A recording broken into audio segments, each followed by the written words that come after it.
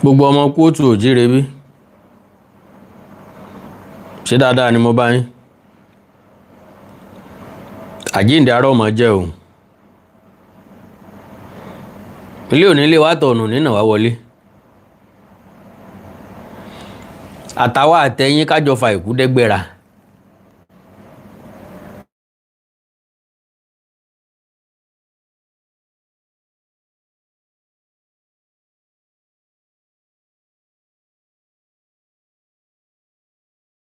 Ká lé olè àbí alé olè àníkọ́ sá ó sá àníkọ́ jù tó gbélẹ̀ ó jùúlẹ̀ àtúnwá lọ́lọ́ mú ṣé kọ́mọ wulẹ̀ wáyé rárá ni sáfẹ́ gbẹ̀mí ẹ̀ ni. Ọ̀rọ̀ lórí Wazilatu ọmọbìnrin tí wọ́n ló rìkọ́ọ̀dù Olóòlù. Ìròyìn tí mo jí bá láàárọ̀ yìí òun náà ni pé Wazilat gbèkuru jẹ lọ́wọ́ ẹbọra. Unfortunately kí ló dé táwọn èèyàn kì í fi ara balẹ̀ lórí ìṣẹ̀lẹ̀ kó tó di pa mọ̀ pín ìròyìn káàkiri? Kí ló dé? Ara ò balẹ̀ rí olórí àrùn. Ó rọrùn fáwọn èèyàn kan láti gbé ròyìn ikú nípa èèyàn. Kí ló ṣẹlẹ̀ sí Wazilat? Ipò wo ni Wazilat wà? Ó kú ni àbórùn àbó wà láàyè? Lágbára Ọlọ́run ikú ìpẹta lójú ran. Ikú ò ní pọmọ ọlọ́mọ. Àìmọ̀ kìí sì pọmọ ọlọ́mọ jẹ. Ẹni tí ọ̀gbọ́ tẹnu ẹ̀gà ní pẹ́ yóò kó ń pàátó. Wazilat rìkọ́ọ̀dù Olóòlù ni gbogbo wa ń gbépò yẹnu. Ilé pè ń sẹ́, ilé èbó ń sẹ́, nítọ́ yẹ kó jẹ́ orí lórí, ẹni tó bá ṣe ń tẹ́nìkan ò sí rí, nítójú rẹ̀ bá rí kó fara mọ́. Wazilat sọ̀rọ̀. Àwọn atọ́kùn Olóòlù náà sọ̀rọ̀. Ìjọba ìpínlẹ̀ Ọ̀yọ́ sọ̀rọ̀. Kí n Wazilat sọ? Kí ìjọba ìpínlẹ̀ Ọ̀yọ́ sọ? Kí látọ́kùn Olóòlù sọ? Ẹ farabalẹ̀ bí ìyàwó tó fowó ọbẹ̀ dájọ́. Dandan ni kó gbọ́ kò bá kùn gbé ọ̀rọ̀ látẹnu mọ̀lẹ́bí ọkọ rẹ̀. N tó mu torí lọ́bẹ̀ tí ìwà ro ọwọ́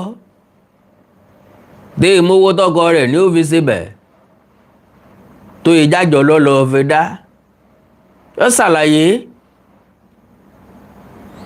ọmọ àtiró tọ́ra bàtẹ́sẹ̀ kan fún mọ̀mọ́ ẹ̀ ó fẹ́ gbọ́rọ̀ ni. Ọmọ tó fẹ́ sọjọ́ òbí tá a pa adìẹ kan fún tó lóun ó jorí adìẹ méjì ẹsẹ̀ adìẹ mẹ́rin.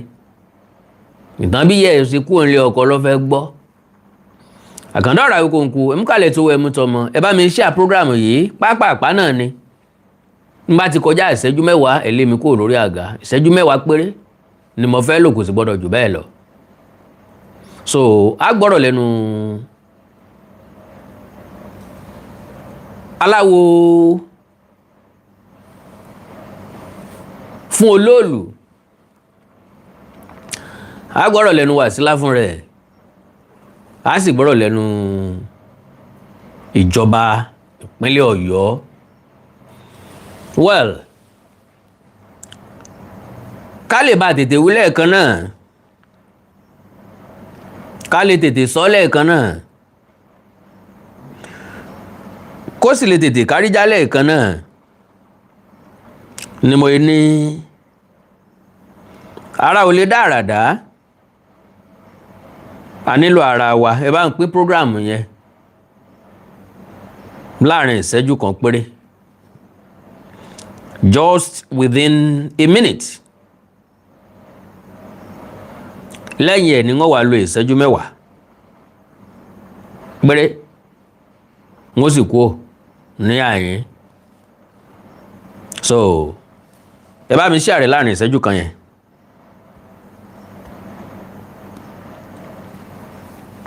Ẹ bá mi pín. Dandan ni káwọn èèyàn wọlé ká tó sọ̀rọ̀. bó ti jẹ́ pé n ta fẹ́ sọ ọ̀pọ̀ àwọn èèyàn wọlé ká tó ń bára wa sọ̀rọ̀ ẹ̀ka lẹ́nu lé lẹ́ẹ̀kan sí i.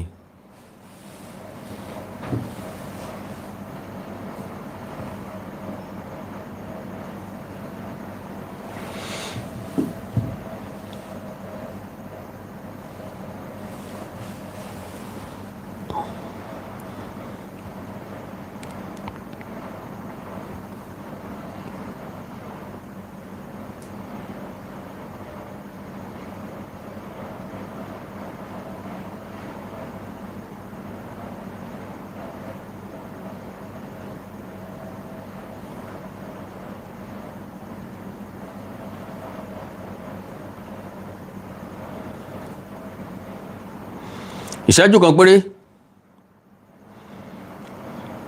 ni ẹ bá ń fi pín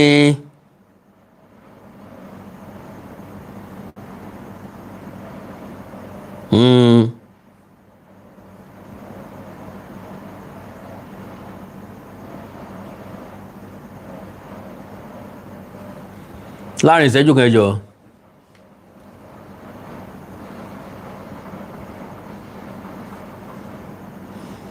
kí lẹ́ni yẹn sọ náà?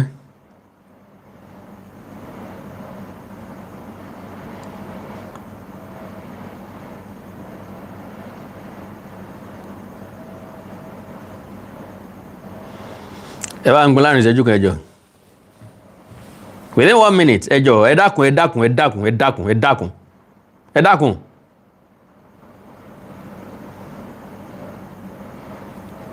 ẹ dákun náà.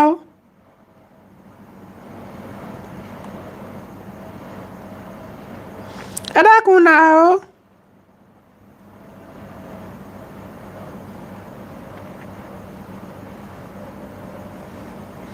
ẹ dákun náà o.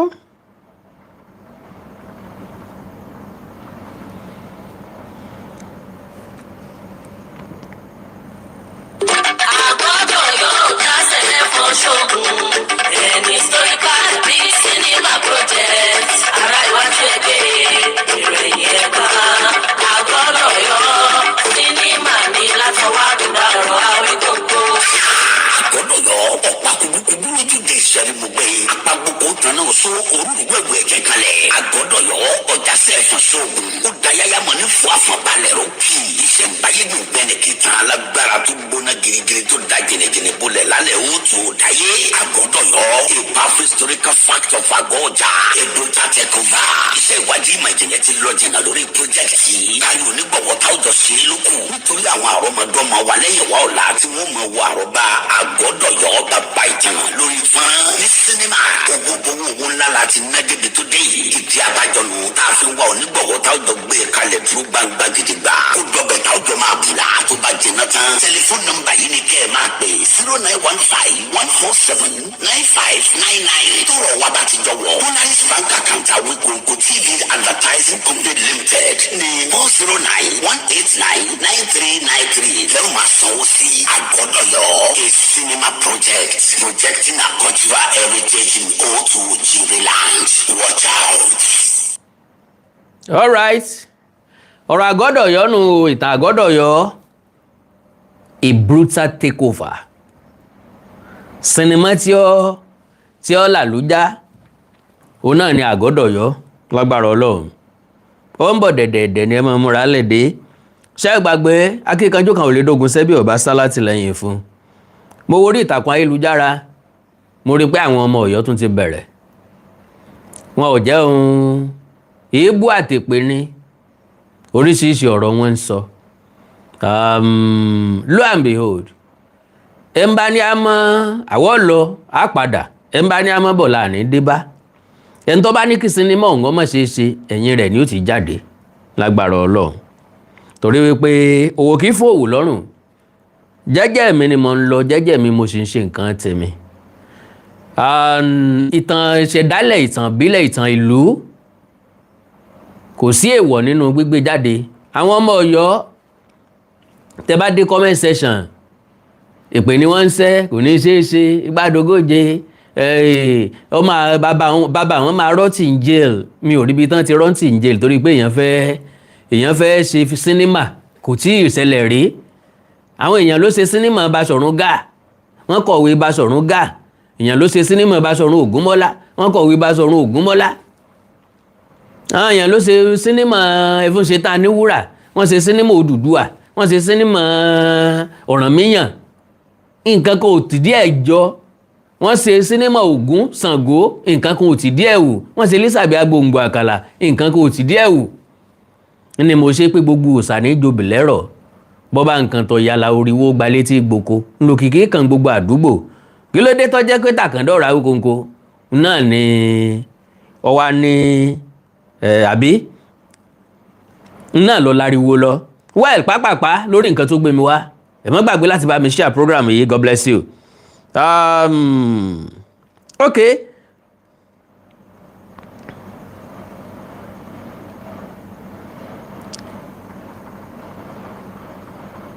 So láàárọ̀ ìjíjí tí mo jí ni mo gbọ́ táwọn èèyàn kan sọ wípé Wazilat ti kú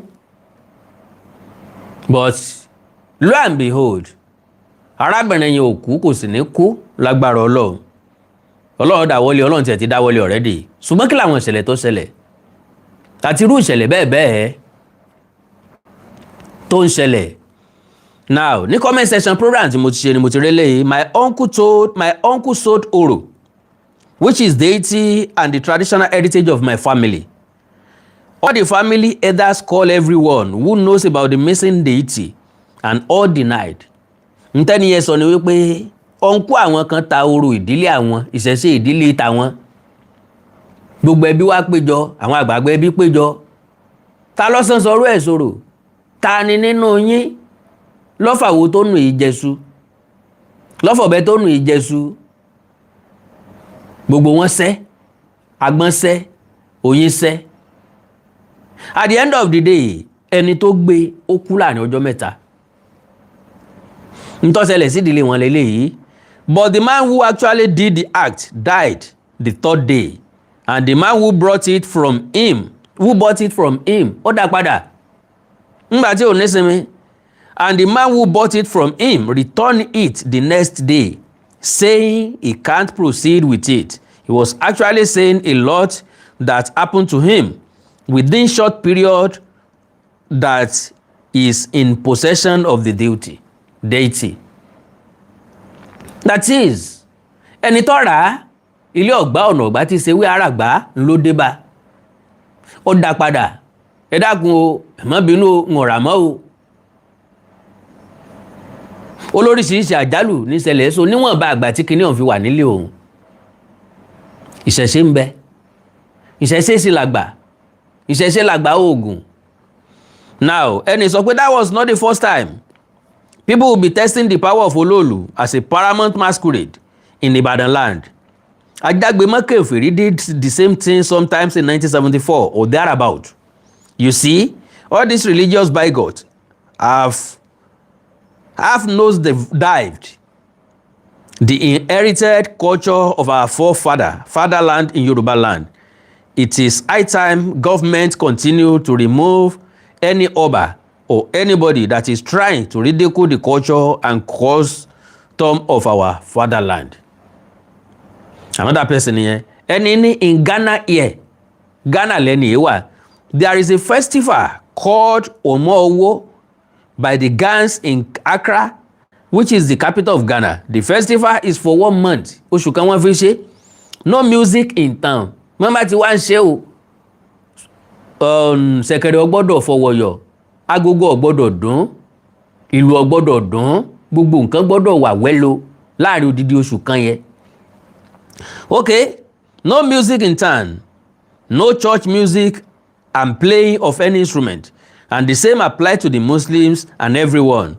In fact, I was in a church when they came to seize the church instrument and made some arrests because of violation of their culture and traditional festival, and the government are fully in support of them. Long live Yoruba culture and traditions. Problem táwa ní nílẹ̀ káàárọ̀ oòjíire.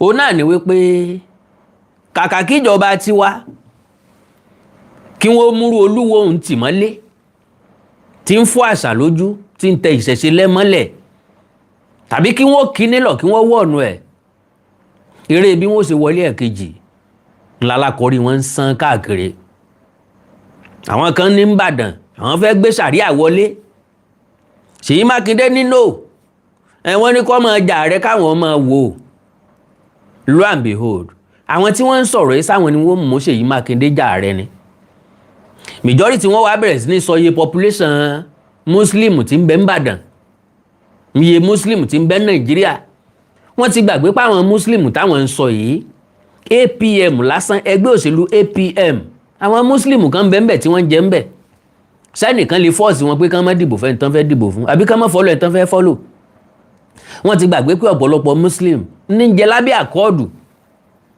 ṣé yóò wà torí pé àwọn àfáà kan níbì kan inú wọn ò dùn sí nǹkan kan yóò wà sọ pé torí pé wọ́n ìjọba ọgbà kan establish sharia àwọn ò wá ní tẹ̀lé gómìnà àwọn ò ní tẹ̀lé ìjọba àwọn ò ní tẹ̀lé olóṣèlú wọ́n wà torí ẹ̀ sọ wípé ibi tí àwọn àfáà yẹn tẹ̀ sí náà fẹ́ tẹ̀ sí mi mọ báwọn èèyàn ṣe máa ń báwọn èèyàn míì ronú torí pé baálẹ̀ fẹ́ràn ọbẹ̀ ẹ̀gúsí ó ṣe wá di tó gbogbo aráàlú jẹ́ torí pé wọ́n kórìíra ẹnìkan ó ṣe wá túmọ̀ sí pé mi náà gbọ́dọ̀ kórìíra ẹni yẹn torí pé àjọ ń sẹ̀sì kan náà àbí torí pé àjọ wà lágboolé kan náà bẹ́ẹ̀ ni yẹn bá ṣe ọ́ tí ọ̀sẹ̀ ìmí ń kọ́ what are you talking about kò yé mi pẹ̀lú ọ̀rọ̀ kárọ̀ òjíire ó sú mi wọ́n dẹ̀ kó déédéé kóra wọn jáde nílẹ̀ Yorùbá lónìí àbí ní South West gómìnà kan ṣoṣo ńlọ jẹ́ Muslim àwọn tó kù Christian ni wọ́n ẹ lọ yọ wọ́n pò kẹ́ fi Muslim sí i so òṣèlú là ń gbogbo nǹkan tí wà nílẹ̀ Yorùbá òṣèlú là kìbọ̀ gbogbo ẹ̀ gbogbo tó yẹ ká ṣe àáfò òṣèlú sí ni so now like I said lady yẹn sọ̀rọ̀ ìyẹn Wàsílà ó sọ̀rọ̀ fúnra lára ẹ̀ then gọ́ọ̀mẹ̀ntì náà sọ̀rọ̀ gọ́ọ̀mẹ̀ntì náà sọ tiwọn because èmi béèrè wípé ṣé lóòótọ́ ló kú did the lady who film Olóòlù masquerade procession die so àwọn oríṣiríṣi àwọn èèyàn tí wọ́n ń sọ ẹ jẹ́ àkọ́kọ́ gbọ́rọ̀ lẹ́nu ẹni tó jẹ́ aláwo Olóòlù. Wàsílà wà láyé nǹkan kan ò ṣe Wàsílà o gbogbo àwọn tí wọ́n máa ń gbé RIP sórí kíní rẹ̀ kọ́ lọ stop ẹ̀ kọ́ ẹ̀ bá RIP ara wọn ni wọ́n ń gbé jáde o. lágbára Ọlọ́run. Wàsílà wà láàyè ó ń bẹ ní ilé wọn ní ọ̀rẹ́ méjì o. ẹ jẹ́ bá wa dárúkọ ní fún àwọn tó wọ̀ sí. orúkọ mi ni Olúwo Ìṣọ̀lá Gbọ́láhàn Akeem. ẹ ṣé bàbá ẹ jọ agboolé bo la wà yìí sá. agboolé Olóòlù ní òde ajé Olóòlù nílùú Ìbàdàn tí wọ́n wà ní ìjọba ìpínlẹ̀ Ìbàdàn North East Local Government. ẹ ṣé bàbá wa pẹ̀lú ìròyìn tá a rí ní orí ayélujára nípa ọmọbìnrin tí wọ́n lóyún báwo lọ̀rọ̀ yẹn ṣe jẹ́ sá. ṣé Wàsílà bẹ́ẹ̀ ni sá.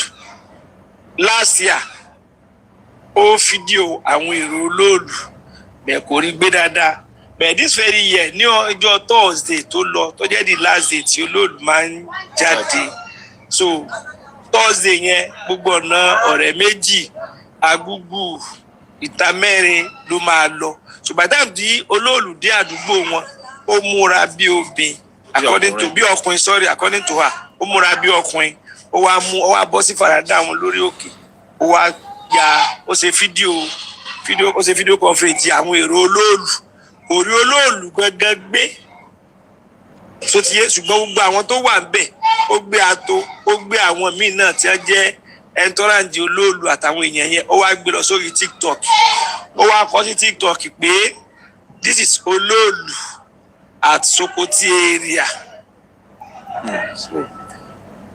àwa rí nǹkan yẹn ìgbésẹ̀ wa wáyé lórí ẹ̀ òun náà ìgbà tí wọ́n padà rí ó sọ pé ìgbà tí òun ti ṣe nǹkan yẹn lára àwọn ò ti yá but for the interest of peace torí táwọn èèyàn bá rí wọ́n lè fọwọ́ bà kí wọ́n máa nà án so àyìn láti mú kó lé àlọ́ fi sọ́dọ̀ àwọn agbófinró kí tẹ́sán yóò fi lọ sí ilẹ̀ tó gba àwọn tí wọ́n rí TikTok yẹn ní ẹ̀yà lọ bolé wọn. ṣé fídíò yẹn sì wà lórí TikTok báyìí. ó ti delete ẹ̀ bẹ̀tà wa kọ̀ọ̀kan ní lọ́wọ́ adẹ̀ láwọn pictures yẹn lọ́wọ́ tàbí lè ṣe back up against ẹ̀ ó agree pé lóòótọ́ ló ń ṣe. ẹ ṣe bàbá wa a rí i pé fídíò kan náà circulate online tí wọ́n ti ń ṣe ìràpadà tí la máa pè fún nípa ilẹ̀ létà làwọn gbọ́ pé wọ́n ní ọmọ yẹn ti kú báwo ló ṣe jẹ́ bàbá. ọmọ yìí ò kú o. ẹ bá wa sọ fún àwọn ará alíkà gbọ́ dáadáa. ọmọ yìí ò kú o Wásílà wà láyé o. ẹ bá mi sọ fún ẹ. Wásílà wà láyé nǹkan kan ò ṣe Wásílà o gbogbo àwọn tí wọ́n máa ń gbé RIP sórí kinní rẹ̀ kọ́ lọ stop ẹ̀ kọ́ ẹ̀ bá RIP ara wọn ni ń gbé jáde o. Wásílà wà láàyè ó ń bẹ ní ilé wọn ní ọ̀rẹ́ méjì o. So gbogbo information tẹ́ ń gbọ́ tẹ́ lórí Facebook àbí anything yẹn pé RIP Wásílà irọ́ ni ọmọ yẹn wà wọ́n ti ṣèrà padà fún nìyẹn kò sí nǹkan kan tó máa ṣe mọ́. àwọn rúmọlẹ̀ wọ́n ti gba tí wọ́n fẹ́ gbà wọ́n dẹ̀ ti tú sílẹ̀ pé kò náà mọ́ ṣe mọ́ onírẹ̀tọ́ ẹnu ààrẹ sọ pé òun ò ní ṣe mọ́ so irú kúrò ló wá fẹ́ pa sàn ní ẹ fẹ́ pa fúnra wọn ni tí wọ́n fi ń gbá RIP sórí kinní rẹ̀ kò tí ì kú o Wásílà ń bẹ láyé ó ń bẹ lé wọn lọ́rẹ̀ méjì o. ẹ ṣe bàbá kí ni ìmọ̀ràn yín fún irú àwọn èèyàn bíi Wásílà náà tẹ̀ máa ń worú wà yẹn. Wásílà nǹkan ti fún ẹ nímọ̀ràn jọ yẹn ó ní kí wọ́n má dẹ́jà ó ní tí wọ́n bá ti sọ pé èèwọ̀ ni pé òun ti ṣe báyìí ojú òun ti já pé láyé òun tọ́dún Olóòlù bá ti ń bọ̀ gan òun ọmọ Ìbàdàn lẹ̀ nígbà Olóòlù bá tán òun padà wá sí Ìbàdàn torí tójú òun rí Ọlọ́run ni ò pa òun so káwọn kíkàlùkù náà rí kí wọ́n fi sàríkọ́gbọ́n bẹ́sẹ̀ mọ̀ pé tẹ́ ẹ bá sọ wọ́n ní bàbá mẹ́yìn lọ́wọ́ ọ̀tún tá a mẹ́yìn lọ́wọ́ òsì tá a fẹ́ yìnyín láti bí ìdẹ́sẹ́yìn ẹni tí ò ní yìnyín ò ní yìnyín so kò sí bẹ́ẹ̀ tí bẹ́ẹ̀ ṣe ẹni tí ò ní gbọ́ ò ní gbọ́ ẹni tí ò ní gbà ò ní gbà kórìí tèmi ọmọ sèmi ní adọ́run mòótọ́ o. ẹ ṣe bàbá wa lórí ọ̀rọ̀ táwọn èèyàn wa máa ń sọ online torí àgbọ̀ máa fi gbogbo ẹnu sọ tí wọ́n máa ń ní Yorùbá level ṣé Yorùbá level ni ọ̀rọ̀ Olóòlù. ìní díẹ̀ Yorùbá level ṣe bí kálukú ṣe tí ó jẹ ni kálukú wá nǹkan jẹ ní Yorùbá level ẹ ń bá fẹ́. bàbá mi tó fi wọ́n ṣe ẹ̀yẹ.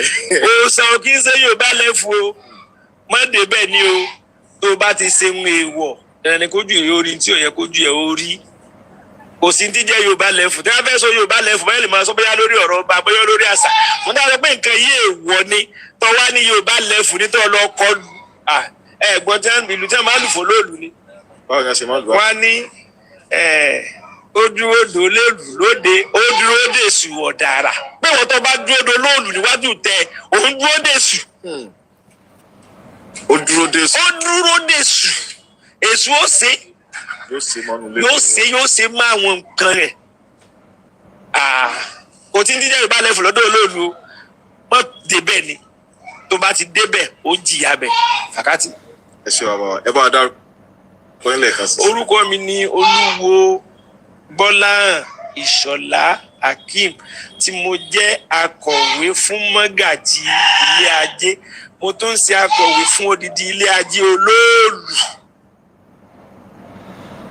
alright má rú lóògùn ẹrù béèbó bá rú ọrùn ọwọ́ nǹkan bá ti pè léèwọ̀ my lovely brothers and sisters má tẹ̀rí sí o àpá kìí dàbí ojú ara opó kìí jọ àtọwọ́fẹ́ ẹ̀gbìn kìí jọ ẹ̀lọ́ ìlẹ̀kẹ̀ mi jámà tún so okùn yìí gùn tó kùn kí nǹkan ọmọ ṣèyàn lọ́dà ó ṣe mí mo tọ́jú ẹ̀ kì í bọ̀ sípò mọ́ òwe mi àgbékalẹ̀ ọ̀rọ̀ mi ti yí àwọn ọ̀jọ̀gbọ́n tí mo gbìyànjú àti mú jáde ń bẹ̀ fún ọ ni pé ọ̀dà kọ́ mọ̀ ṣẹlẹ̀ sí yàn jù pé kọ́ ṣẹlẹ̀ sí yàn kéèyàn máa wọ́nà àbáyọ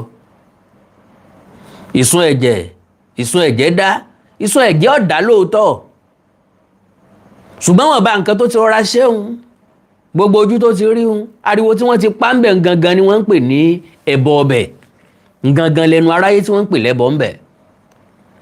Wásílà gẹ́gẹ́ bí àlàyé tí wọ́n ṣe ó gbìyànjú ẹ̀ lẹ́sìn láti rìkọ́ọ̀dù Olóòlù tí wọ́n lóbìnrin kì í rí tàbí kì í róbìnrin ó gbìyànjú láti rìkọ́ọ̀dù ẹ̀ kú rí rìkọ́ọ̀dù lọ́dún eléyìí ó wá múra bí ọkùnrin ó múra bí ọkùnrin ó rìkọ́ọ̀dù kò tún rólóòlù gangan náà rìkọ́ọ̀dù. ìyẹ́lẹ̀ ó máa wo ìyẹ́lẹ̀ ó máa wo lẹ́yìn ẹyẹ o ẹ ò tẹ́yẹ rí ìyẹ́lẹ̀ ó máa wo àkàndá ìyẹ́lẹ̀ ó máa wo lẹ́yìn ẹyẹ o. kò rí Olóòlù rìkọ́ọ̀dù àwọn alátẹ̀lé ẹ̀ náà ló tún rìkọ́ọ̀dù. ó wá bóńlé pàdé Wazilat deny ó lóun ò rìkọ́ọ̀dù Olóòlù. lóòótọ́ ló ń lọ sí ṣọ́ọ̀bù òun lágbègbè ọ̀rẹ́ méjì òun ò ṣílẹ̀kùn ṣọ́ọ̀bù torí pé gbogbo àdúgbò bẹ̀ ńlọ dátọ̀ pakése òun wá rápọ̀ lọ́pọ̀ àwọn èèyàn tí wọ́n ń kọjá òun ráwọn àmọ̀tẹ́kùn náà òun bá ní kó òun ó rìkọ́ọ̀dù wọn ẹ̀já gbọ́n tí Wazilat sọ o Wazilat o the female TikTok content creator at the center of controversy surrounding the annual Olóòlù Masquerade Festival in Ibadan, Oyo State has denied filming the sacred Olóòlù Masquerade and dismissed widespread social media speculation that she had died. Ó lóun ò kú. Ẹ jẹ́ kí n dúpẹ́ olórí àdáàdá lọ́wọ́ Mr. Olùsànyà Dàda mi ní wáìtì ẹ ṣe mọ̀rọ́wọ́ yín. Ẹ láǹfààní àti ra gift fún mi. Ẹ ti rí logo gift bákan náà lẹ sì ti rí sticker. Ẹ lè ra sticker fún mi bíi ti Mr. Dàda. Ẹ lè ra gift fún mi. So ilé tó bá wù yín bẹ́ẹ̀ ni speaking by telephone lórí ètò kan tó wáyé lórí rédíò Lágelú ibi tí wọ́n ti fọ̀rọ̀ wá lẹ́nu wò láàárọ̀ yìí ẹ̀gbọ́n wa Adésóyè Ọmọ́tọ̀sọ́ ńlọ fọ̀rọ̀ wá lẹ́nu wò now okay. Wazilat insisted she neither recorded the referred traditional figure nor lost her life. Okay, she said, and I quote, "I am not dead. I did not capture the Olóòlù masquerade. May I not be implicated?" Ẹ̀ntàn mo lọ sí ìdí òòṣà. Tí wọ́n wẹ̀rí wẹ̀rùn fún, tí wọ́n ṣètùtù fún, ló ní wọ́n implicate òun. I did not record Olóòlù, she said. She explained that on the day of the incident last Thursday, around the Oremeji axis, she went to a shop but did not open it, remaining outside because the area had already been packed up. She said she saw people and an Amotekun vehicle passing, filmed that scene and posted it online. She maintained did not pass, Olóòlù, she maintained, did not pass along that route. She said, and I quote, "Everyone in the TikTok comment section asked me to delete it. The following day, while I was at the shop, they came to meet me there. I do not know why the eyewitness on Thursday did not defend me. I don't know who came up with that agenda, but I know God will judge." Ẹja wo nǹkan tí arábìnrin yìí sọ. Now fúnra lára ẹ ló rìkọ́ọ̀dù fúnra lára ẹ ló post ẹ̀ sórí TikTok. Àwọn èèyàn wá gbogbo àwọn tí wọ́n comment sábẹ́ post ẹ ní TikTok yóò dáa fún wọn. Ọlọ́run ó kẹ́ wọn bó ṣe kẹ́mọ rẹ́ ni kí ọmọ káàbá yóò rọ̀ wọ́n lọ́rùn ìgbà ó dẹ̀ fún wọn. Àwọn ọmọ ọkọ ilẹ̀ káàárọ̀ òjíire tí ò fẹ́ kí àṣà àti ṣe wọ́n parẹ́ nù. Wọ́n wá ń kí ọ nílò pé kó lọ delete ẹ̀. Kennedy torí pé obìnrin ni ọ́ a sì nígbàgbọ́ pé Olóòlù kì í rí obìnrin. Obìnrin kì í wo Olóòlù. Wọ́n á mọ̀ ń prayer pé kó delete ẹ̀. Ó wá delete ẹ̀.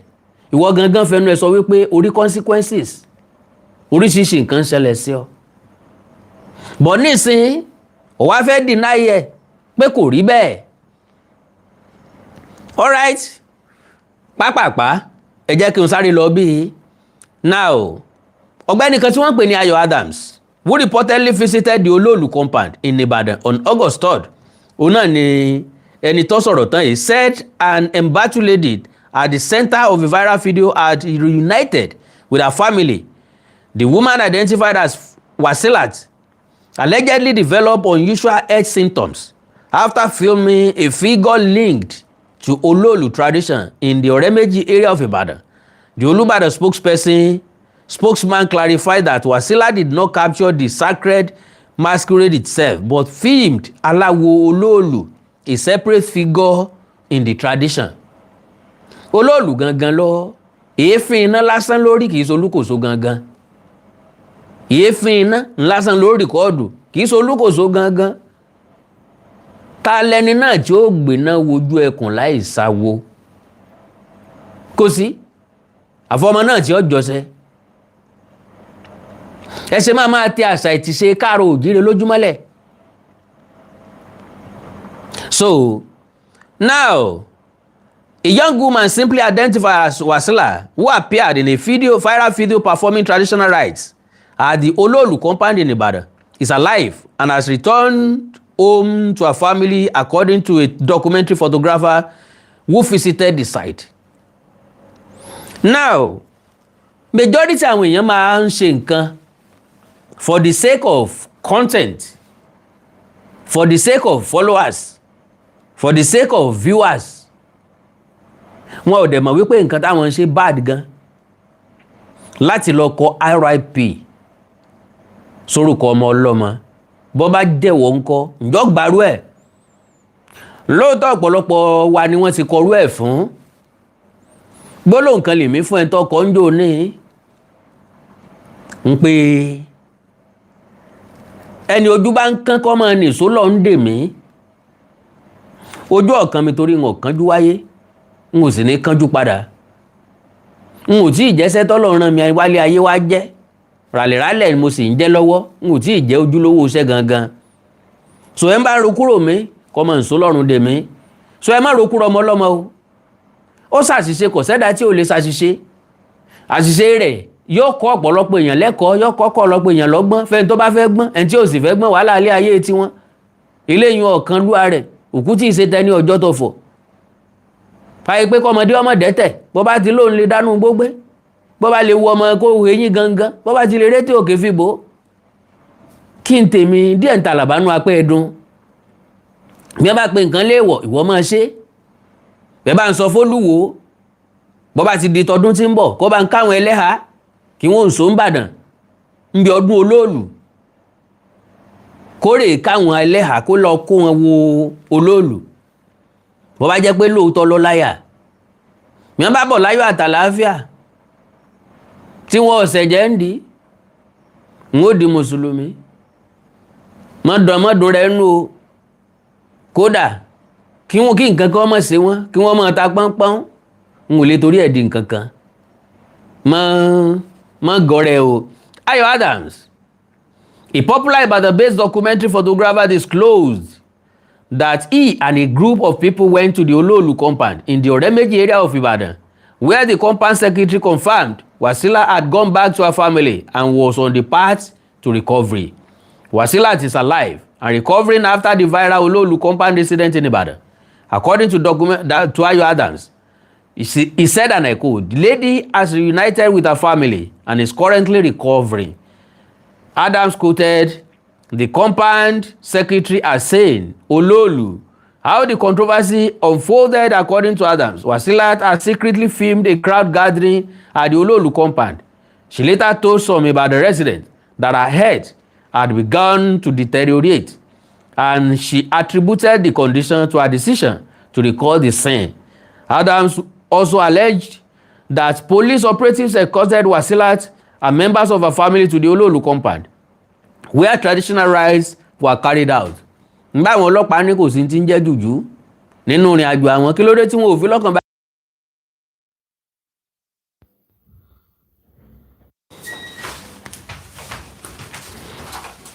Ogun kan nù, àwọn NEPA gbọ́dọ̀ múná lọ tí n bá ń ṣe program lọ́wọ́. Ogun kan nù, wọ́n gbọ́dọ̀ paná ṣá n bá ń ṣe program lọ́wọ́. All right, so Adams also alleged that police operatives escorted Wazilat and members of her family to the Olóòlù compound, where traditional rites were carried out. A video of a TikToker in the shrine, believed to be inside the Olóòlù compound, subsequently went viral. Olubadan Palace clarifies viral Olóòlù video. Meanwhile, Chief Adeola Oloko, the spokesperson for the Olúbàdàn of Badaland, Ọba Rasheed Ladoja, offered additional context on Monday, August 3. Oloko stated that the woman did not film the sacred Olóòlù masquerade itself, but rather Alawo Olóòlù, a figure connected to but distinct from the main Olóòlù tradition, as the procession moved through a street in the Ibadan Axis. Oloko said, and I quote, "She did not capture Olóòlù. She mistook it for Alawo." Olóòlù gangan kọ́ ló rìkọ́ọ̀dù. Alawo ló rìkọ́ọ̀dù. We contacted the Magaji of the Olóòlù compound, and he confirmed that a woman who mistook Alawo of Olóòlù for the real Olóòlù masquerade captured it on the street. Lady recovering after Olóòlù ritual, Oloko said that shortly after the footage was posted online, Wazilat reportedly experienced an unusual physical condition, which prompted her family to reach out to the Olóòlù custodians for assistance. After posting it, she realized the blood in her body began to dry. So her family reached out to the Olóòlù people immediately, and they attended to her in accordance with the tradition of the land, he said. Furthermore, the Olubadan Palace stated that women are traditionally forbidden from seeing Olóòlù, and it described the incident as a consequence of the prohibition being broken. He said, and I quote, "We have told people to obey simple instructions. Women are not supposed to see Olóòlù, but out of curiosity, she disobeyed." All right. So, the best of my understanding, Ojuba náà lọ o. So, all right.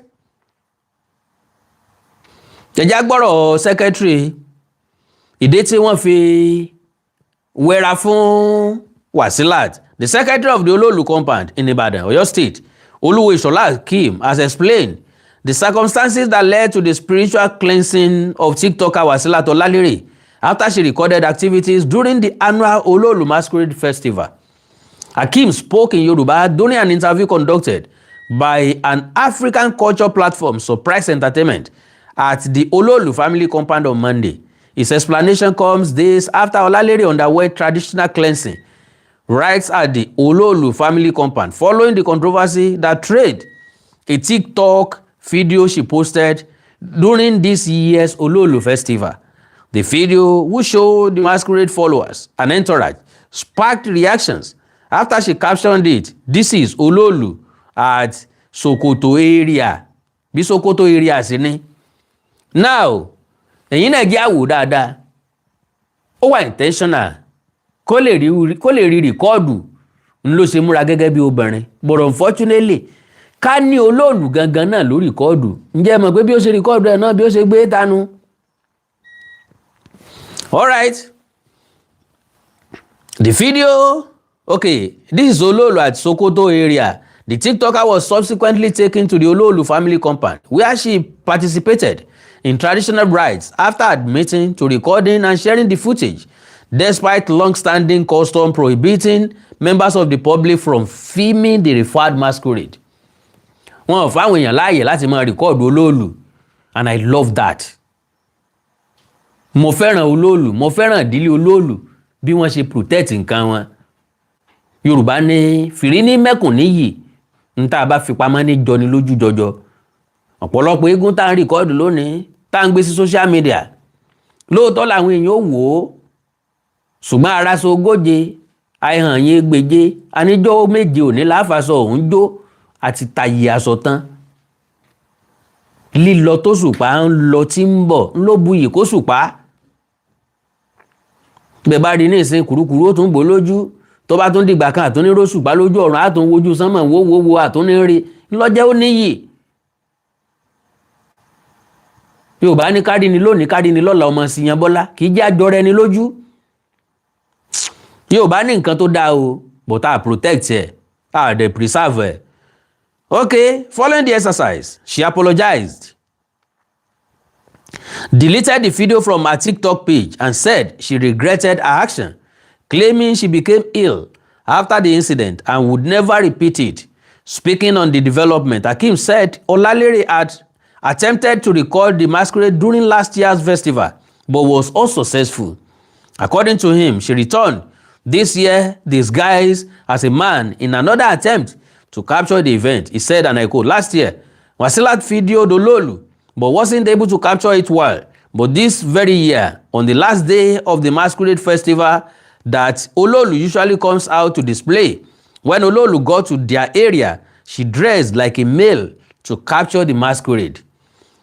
She videoed the followers and entourage but couldn't capture the masquerade himself. She then posted the video on TikTok and captioned, "This is Olóòlù at Sokoto area. When we saw it, we went to her and she confessed. She said she had been ill since she committed the act. For the sake of peace, so that she would not be beaten, we took her away from her home and took her to the police station so that the tension could subside. She deleted the video and pictures, although some of us still have the copies. She confessed to recording the video and posting it online." Ntí mo kà yìí, òun náà ni ẹni yẹn ti sọ nínú fídíò tí mo kọ́kọ́ play. Ntó matter most ńbẹ̀, òun náà ni pé lóòótọ́ bá a wí tòní tọ̀la kẹ́ni mọ́ ni ò ní torí ẹ̀kọ́ jáwọ́. Ẹ̀gbọ́ Yorùbá ni wọ́n níjọba ṣòfin kọ̀rànkà ọ̀sẹ̀ tí ó ṣòfin àjẹ́ lélẹ̀ tó túmọ̀ sí pé àwọn èèyàn ò ní ṣàìdẹ́gàá jojúmọ́ wọn mólè tí wọ́n ń polè olè ò torí ẹ̀ kó dínkù jojúmọ́ wọn ń pa àwọn ajínigbé ò torí ẹ̀ kó dínkù jojúmọ́ wọn ń jiyàn gbé. So n táwọn èèyàn ó ṣe jojúmọ́ wọn mọ́ àwọn tó ń ṣoògùn owó àwọn tí ń tẹ̀yà ara èèyàn jojúmọ́ náà ni wọ́n sì tún pọ̀ sí i. Ìyẹn túmọ̀ sí pé n tí máa ń ṣàwọn tí bá ń ṣiṣẹ́ láabi ni pé ẹni tọ́wọ́ bà yẹn òun ọ̀mọ̀rin ẹ̀rìn lọ́jẹ́ kọ́wọ́ bà á ọwọ́ ò lè bá wọn kò dé iye ẹjọ́ táwọn tí ń ṣe ni tọ́wọ́ ò sì bá wọn kí ló dé tọ́wọ́ ò bá wọn torí pọ́wọ́ ò lè bá wọn. Wọn ò mọ̀ wípé báyìí ni mo ṣe tí mo fi mẹ́rùn èsín jẹ ẹ̀rùn a máa yan jura wọn lọ. Ọjọ́ gbogbo ń tó lè ọjọ́ kan tó ní nǹkan. Wàsílà bọ́ lélé ní tiẹ̀ àtúmọ̀tẹ́ tí ó tún kàn lọ́la. Wàsílà rore ọ̀fẹ́ gbà ṣèbóre èèyàn ṣe tuntun fún wọ́n bá wẹrí wọ́n bá wẹrùn àbí bẹ́ẹ̀ kọ́ ẹlòmíín bẹ tí ò ní rí ọ̀nà àbáyọ. Ọ̀pọ̀lọpọ̀ àwọn èèyàn náà ti dẹ́mi wọn légbodò lórí ìṣẹ̀lẹ̀ yìí kan náà lórí irú ìṣẹ̀lẹ̀ bákan yìí kan náà kò sẹ́ni tí ì fẹ́ ṣe but àwa kan wà tó jẹ́ pé àlẹ́mi irú ẹ̀. Láyé ìgbà kan àwọn èèyàn kan máa ń káàkiri wọ́n lè bó làwọn ń bá ṣiṣẹ́ ìgbà kan bẹ wọ́n láwọn ń wá aago ẹlẹ́pọ̀n káàkiri gbogbo aláfẹ́ ẹ̀dọ́lè gbogbo bí aago ẹlẹ́pọ̀n wà láàmú wá káàkiri kò sì sí bí aago ẹlẹ́pọ̀n wà mọ́ ń gbà náà ọ wà lé wa o mo yọ ẹpọ̀n ti lé wa amúdébẹ̀ wọ́n ní kì í ṣerú eléyìí wọ́n láwọn kan ń bẹ tó jẹ́ pé wọ́n ti kọ àrábíkì sí lára làbá ń wélé yun káàkiri ṣọ́ọ̀ṣì àti mọ́sálásí sì lágbo ẹlẹ́pọ̀n pọ̀ sí jù àwọn èèyàn wọ ṣọ́ọ̀ṣì wọ́n wọ mọ́sálásí wọ́n rè yọ aago ẹlẹ́pọ̀n káàkiri láàárọ̀ ògiri àwọ̀ ọlọ́kan rẹ̀ tí n bá tẹ̀lé wọn yọ dòní n ó sì padà sọ bí mo ṣe ń sọ yìí náà eléyìí táwa gbìyànjú ẹ̀ nìtọ́pọ́n fa bàbá ọ̀rẹ́ mi kan ń bẹ aláwo tó gbójú gbónu ni èmi ni mo máa ń bá wọn ọ̀rẹ́ mi yẹ muslim ni ó wà láàyè kíkó ọmọ pa kí nǹkan kan máa ṣe àti nǹkan tó rọ̀ mọ́lé ayé rẹ̀ Ìsá lórúkọ ẹ̀ òun náà lè máa wò mí nìsín Ìsá kàlámù bó bá ń gbọ́ mọ́ fi ṣèbínú o dáàdi a máa ń pè wọ́n bàbá Músàn kì í ṣe tọ̀rọ̀ ẹnu bàbá Músàn máa lé ní 120 years wọ́n dàgbà tán wọ́n tún wá kóró mọ́lẹ̀ padà àsìn bí bàbá ṣe máa ń rìn ní wọ́n ti tẹ̀ padà sílẹ̀ so èmi mọ́ bá wọn kọ nǹkan Ìsá ò ní dá wọn lóhùn torí pé Islam ní Ìsá gbà so ó dẹ̀ máa ń kírun gbogbo nǹkan tó ń ṣe yẹn ó rí gẹ́gẹ́ bí ntí ọ̀tọ̀. So èmi dẹ̀ níyì láti ilẹ̀ ni mo ti pick ilé ayé tí mo fẹ́ gbé. Mi ò kírísítẹ́nì jù, mi ò mùsùlùmù rárá. Ǹdẹ̀wọ́ náà ṣẹ̀ṣẹ̀ jùjùjù, ṣùgbọ́n gbogbo ẹ̀ ni mo practice. Nígbà mo wà ní Ìbàdàn mo lọ iléèwé muslim. Níbẹ̀ mo ti pick àwọn nǹkan kọ̀ọ̀kan, níbẹ̀ mo ti mọ Fátíà kà. Ọdún kan péré mo ṣe ń bẹ̀. Inú ẹ̀sìn Christianity náà bí mi sí, ṣùgbọ́n mo practice ìṣẹ̀ṣe fúnra lára mi, ó dẹ̀ jẹ́. So bàbá bá kíní yẹn débì kan, bàbá máa sọ wípé kọ́ wá kọ àti nǹkan yòókù sí. Later mo mọ̀ wípé irọ́ bàbá ń pa. Gbogbo nǹkan tá a nídìí fáwọn nǹkan yẹn ni wọ́n ti sọ yẹn. Because ọjọ́ wo náà fẹ́ sọ nǹkan tó kù? Kí wá láǹfààní pa àkọọ́lẹ̀? Gbogbo ẹ̀ làwa dánwò, gbogbo ẹ̀ ló ṣiṣẹ́. So gbàtán dé tán ni wọ́n rọpọ́n fá. N bá sọ fún Yísá, já sọ fún bàbá kí wọ́n gbé ọpọ́n fá fún wa. Bàbá dẹ̀ ní ọpọ́n fá kan tí wọ́n ẹ̀sẹ̀ gbẹ́. Ìyẹn igi funfun ni wọ́n fi gbẹ́, ó dẹ̀ tuntun.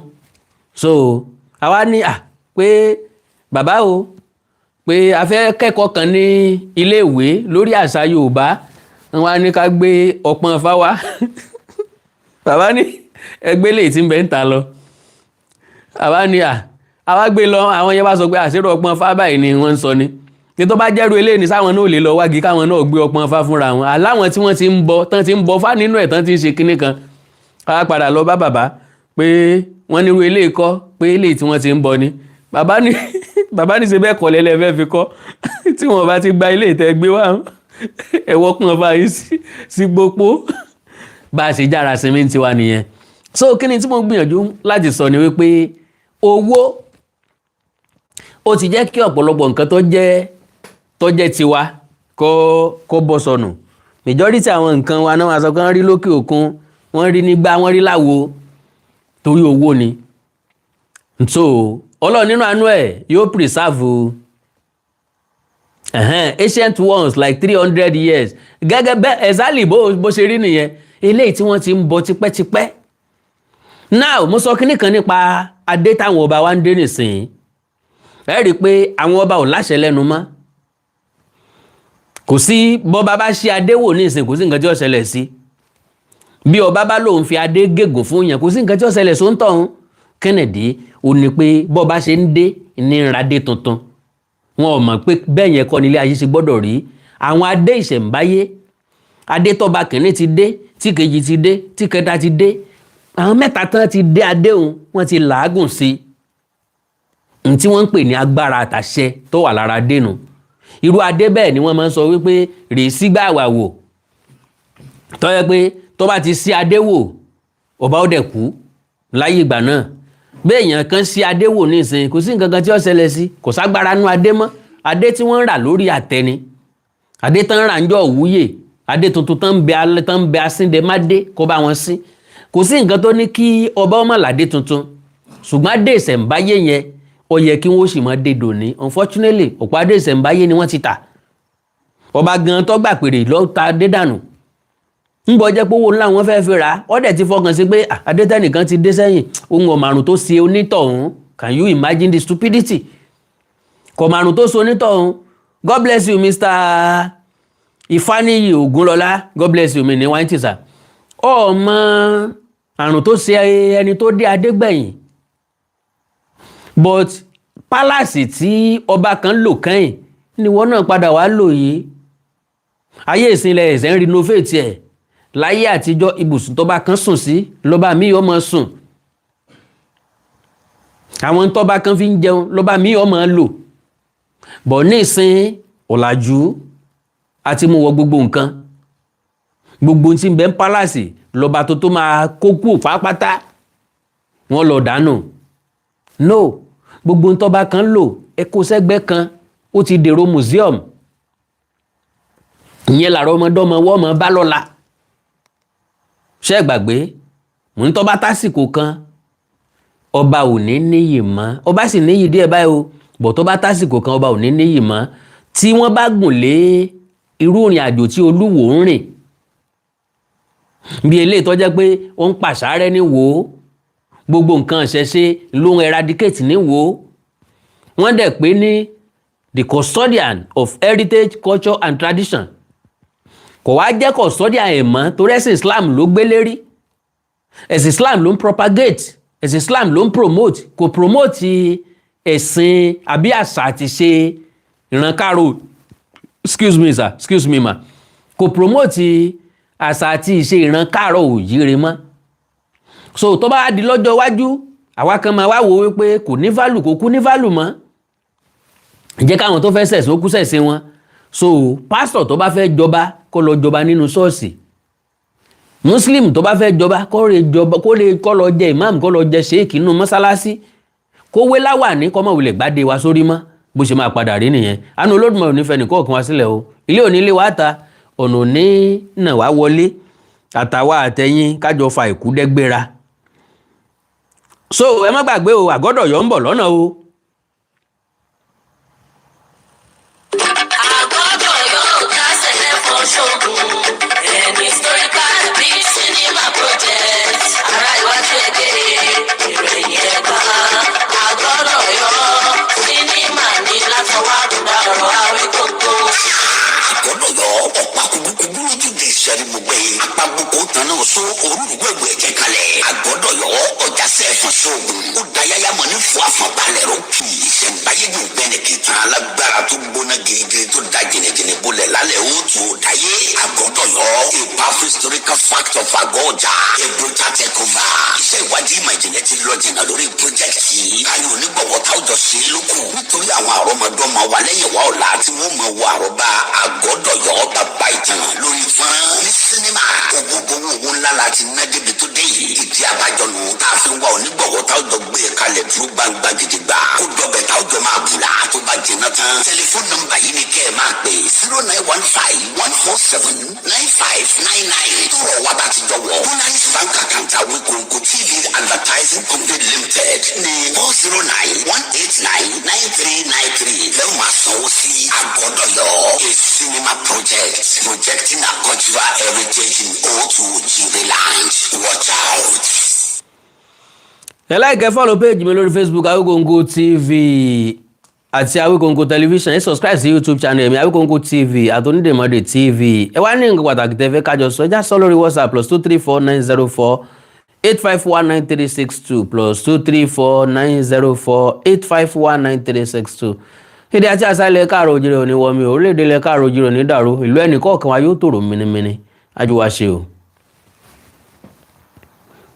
I love you all. Gbogbo ẹ̀yin tẹ́ ra síkà fún mi náà ní tán wo yín o, mi ní wáyé tí o. Bye gàrí o.